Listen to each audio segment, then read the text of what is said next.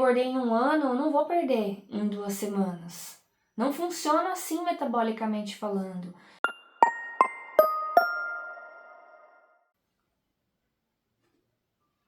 Vamos de novo? Quer falar oi, boa noite comigo? Quer falar? Quer falar boa noite comigo? Então vamos.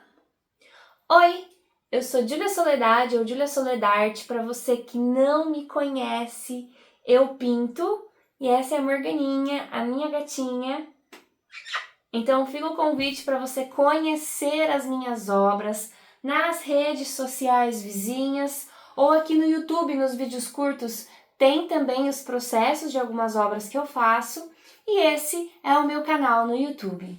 A ideia desse canal é ser um espaço de troca, de reflexão, de provocações, então se você curte vídeos assim, pega uma água, pega um café, se inscreve e vamos para o tema do vídeo de hoje, que é ditadura da magreza. Eu não aguento mais falar sobre isso na minha vida, porém, como é um tema que me atravessou desde que eu me entendo por gente, né? Fui uma criança gorda, uma adolescente gordinha, uma jovem adulta com sobrepeso, obesidade, bati ali os 130 quilos e a minha vida inteira lutando aí contra a balança. A ditadura da magreza pega no meu calcanhar de Aquiles, a ditadura da magreza pega no meu emocional, pega no meu mental, pega no meu psicológico, pega em mim de corpo e alma, não tenho o que dizer. E, bom, já começamos então o vídeo com tudo e eu vou seguir assim falando. Por quê que eu quis trazer esse tópico aqui no canal? Tem o vídeo falando sobre a batalha contra o meu corpo, quanto que foi sofrido crescer, né, dentro desses moldes esperados pela sociedade, pela mídia, pelo que se imagina, né, do que é uma pessoa magra, o que é uma pessoa que é bonita, enfim, o quanto que isso me afetou numa construção como ser humano, né, o quanto que uma pessoa gorda ela é colocada num espectro, às vezes, até de indignidade, vamos dizer assim, porque eu tinha vergonha, por exemplo, de sentar num bar, de sair numa balada. Na minha época do vestibular, quem tem aí 30 a mais vai lembrar o rodeio das gordas, né? Era um trote horroroso em que as pessoas montavam em meninas gordas. E como eu estava ali no início da minha obesidade, batendo os 90 e poucos quilos, isso era um receio meu. E eu tive muito medo na época de entrar na faculdade. Ou seja, são panos de fundo em relação à ditadura da magreza que não tem como a gente não fazer um paralelo com a gordofobia, porque se o esperado de uma pessoa é o magro como o belo, o que fica então o feio? Eu faço essa pergunta. Se o belo é o magro, a magreza extrema, o que é o feio? E aí, assim, as pessoas não precisam dizer que o feio é o gordo, porque a partir do momento em que a gente dita que o magro extremo, os ossos aparentes são o novo bonito, tudo que fugir desse estereótipo que é humanamente impossível de se alcançar, a não ser com dietas restritivas, o uso de medicamentos receitados ou às vezes adquiridos de forma não convencional, vamos falar assim, para esse vídeo não perder o alcance, como as canetas milagrosas, não é mesmo? A gente tem ali um recorte muito pequeno de pessoas que vão ter acesso a esse tipo de mecanismo para chegarem nesse padrão de beleza, enquanto uma maioria ali vai ficar excludente e aquela minoria que é o oposto desse dito padrão fica na indignidade, vamos dizer assim, porque as pessoas passam a olhar com nojo, as pessoas passam a olhar com repulsa, as pessoas passam a olhar com reprovação. E só quem viveu e vive isso na pele sabe o quanto que é doloroso você entrar numa academia e receber olhares, você sentar numa cadeira de restaurante com medo que ela quebre, você ir para uma balada sabendo que as pessoas estão te olhando e te julgando. Então, assim, crescer nessa pele, ter vivenciado isso em diferentes momentos da minha vida, fazem com que eu me solidarize com pessoas que estão ali fora né, do dito peso ideal, mesmo hoje eu sendo considerada lá a bendita mid-size, não tem como eu não tomar as dores de pessoas onde eu já estive no lugar. E eu estive no lugar não porque eu estou defendendo que as pessoas tenham corpos gordos, não é isso. Eu tinha as minhas questões e eu acredito que todo mundo vai ter também as suas, sem entrar no mérito ali de biotipo, metabolismo, genética, etc, etc, etc, etc, etc. Enfim, são muitas nuances para que a gente bata a tecla num padrão de beleza inalcançável, que muitas vezes só é alcançável com restrição alimentar e uso de medicamentos. Esses movimentos de beleza extremos, eles andam muito de mão dada. A restrição, você restringir, acaba que, vou dizer assim, doutrina um tanto quanto aí a mente, condiciona a mente das pessoas. Então, o corpo livre é um corpo leve, a vida leve, uma pessoa que come bem, é saudável, se mexe, independente de ser alta, baixa, gorda, magra, é isso que importa, é isso que eu prezo, é muito disso que eu trago aqui no canal, né, nos vlogs, nas minhas falas, por conta da minha experiência, não só com o efeito sanfona, mas de fato de ter sentido as dores de alguém que teve o sobrepeso, não por descuido, mas por circunstâncias psicológicas, emocionais, e que é muito difícil para alguém que tem depressão, ansiedade, compulsão, um biotipo que tem a tendência de engordar, tá tudo interligado. Quando a gente lança uma tendência inalcançável, a gente está estimulando uma indústria.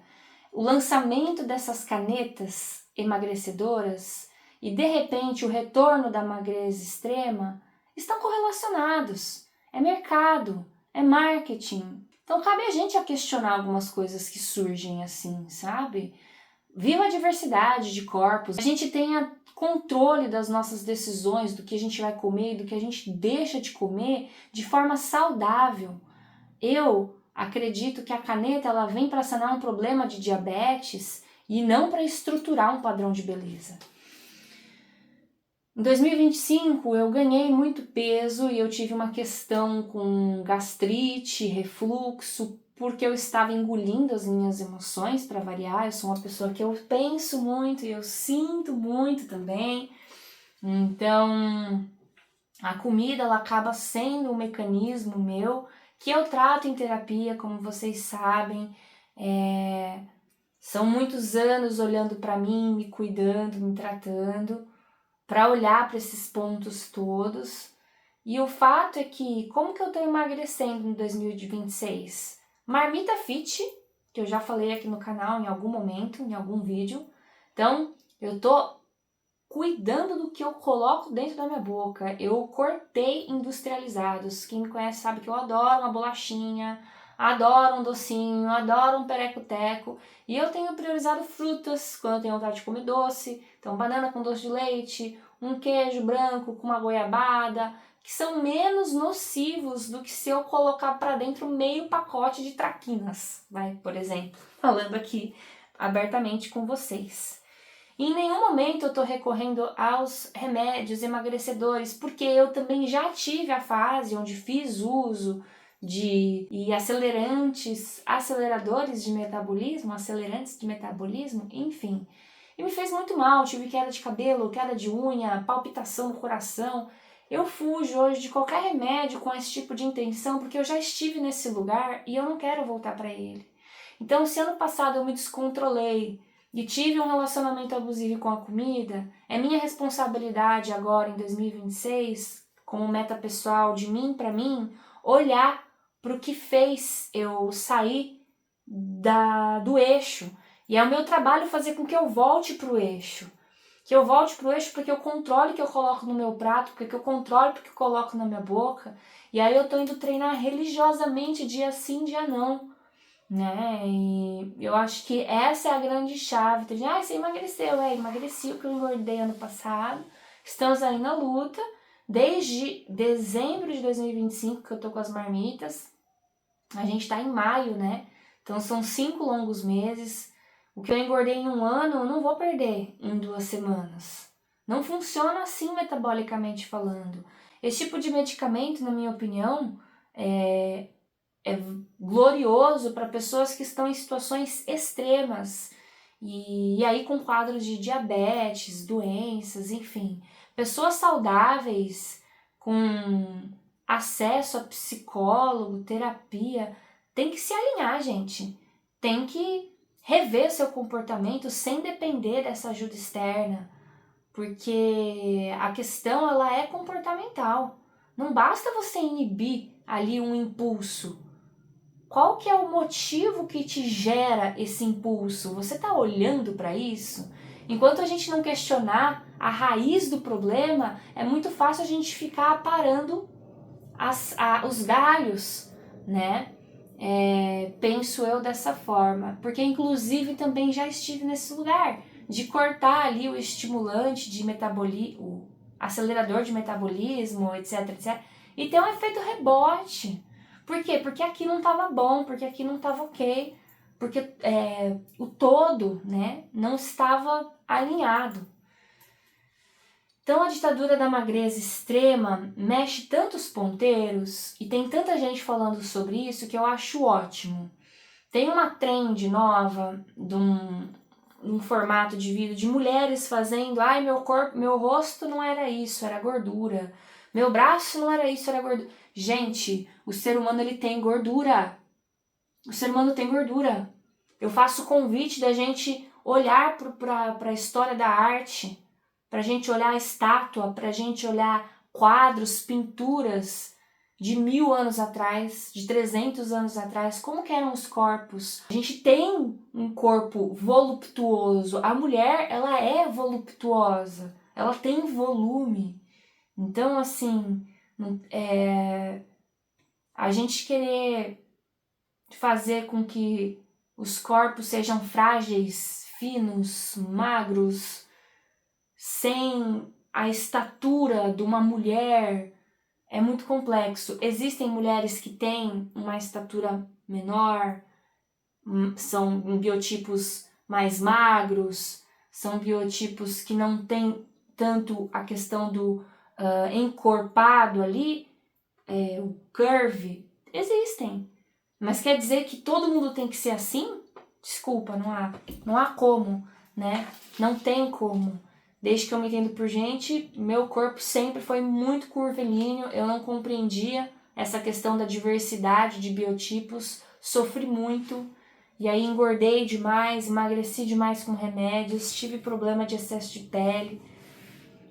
Olha, é uma bagunça. Cuidem da cabeça de vocês, cuidem do emocional de vocês, cuidem do que vocês colocam no seu corpo, cuidem do que vocês colocam no seu prato. Porque, gente, comida é prazer, comida é vida, restaurante vem de restaurar. Os remédios, eles estão nos alimentos, de uma alimentação saudável. O que é que você coloca para dentro do seu corpo? Do que você tem se alimentado?